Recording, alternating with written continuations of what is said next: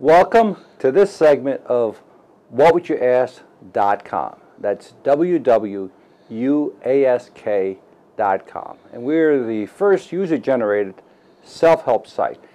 People helping people ask and answer life's questions. And with me this afternoon, I have Dr. Richard Hasselbeck, and I'm Dr. Tony Perez. And we'll be discussing some of the questions that have been submitted to the site by parents about parenting. So that'll be the topic of the day.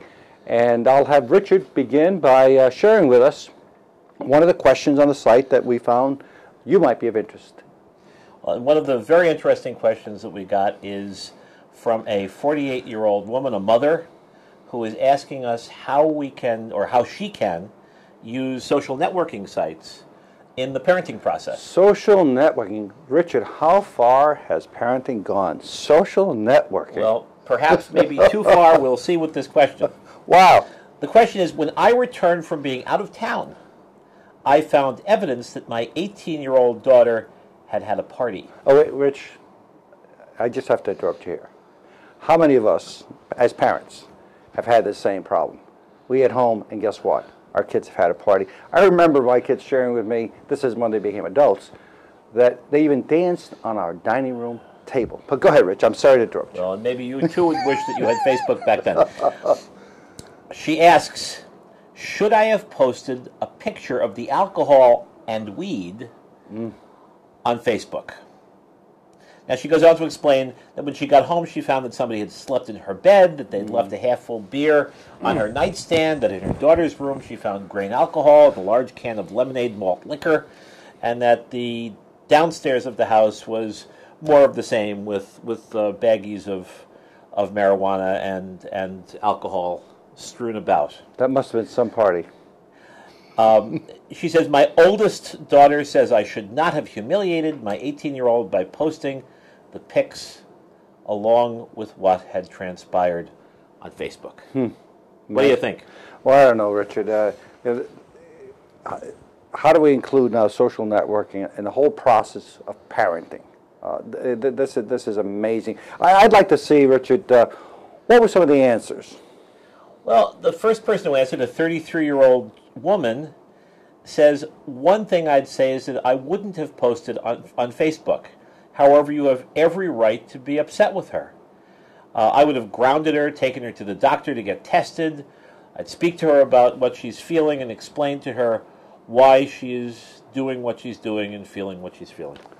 And really, my concern, Richard, is really to what extent do we use humiliation as a vehicle to reprimand our children?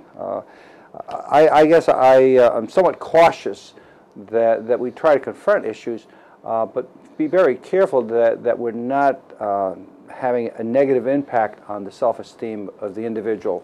But what's your thought, Rich? Well, you know, somebody said that human beings are the only creatures that blush or should.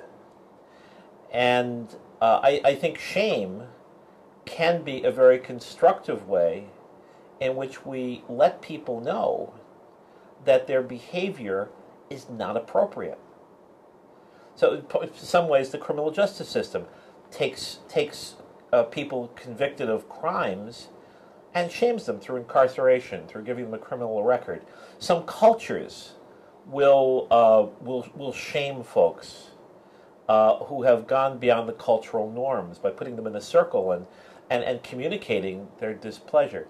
So I don't think that shame is an improper parenting technique. I think that's maybe something we should do more of. Well, let's see what else some of our other respondents have answered to this question. A 26-year-old woman sort of agrees with me.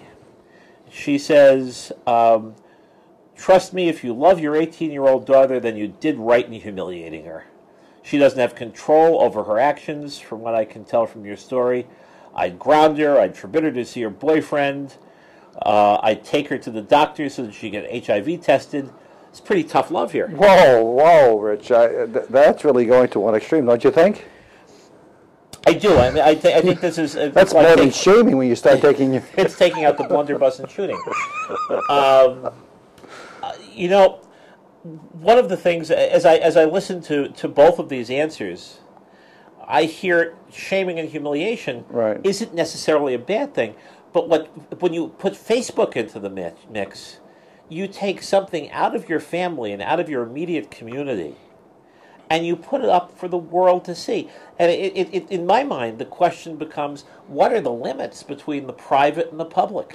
What was it last? There was one comment there that kind of engulfed or at least embodied that particular sentiment. What was it? There's a 36-year-old woman answers, while it is disconcerting that our children could do this and completely disrespect our values, or so we think, they really are not directing their disrespect towards us. I think handling the situation privately with your daughter would have made more of an impact on her than posting it on Facebook. You also never know how famous your daughter can get or will be, and if this will someday come back to haunt her.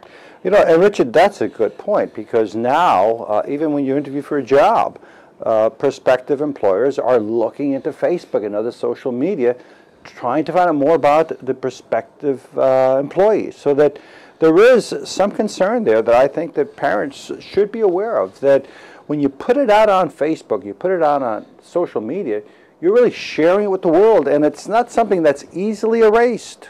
That's right. No, I think that, you know, as I listen to all of these answers, and as I listen to your comments, I think that clearly communicating that this girl has stepped over a line is very important. The mother should take her and use shame, but use it privately. You've disappointed me. You've disappointed your father. You've disappointed your siblings. You should be ashamed of yourself. Okay, now this is where we'll agree, Richard, because now we're talking about, on a personal level, sharing a parent, sharing their concern with their child about how it's affected their relationship. And there I would tend to agree with you more than the aspect of shaming as it was done in medieval times of... Well, yeah, I think the other piece to it, right, and it's a very important piece, is that the shaming has to be done in the overarching context of love. Richard, and love is so important. Absolutely. And parents, we do so much for our children because we love them. But we have to be also careful that we're not enabling them and not allowing them to grow and become adults. That concludes this particular segment on parenting and the use of social networking. But I remind you to please come on the site.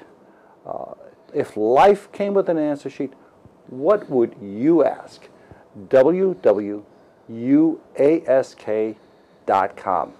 Until next time, this is from Richard and I saying, signing out. Take care.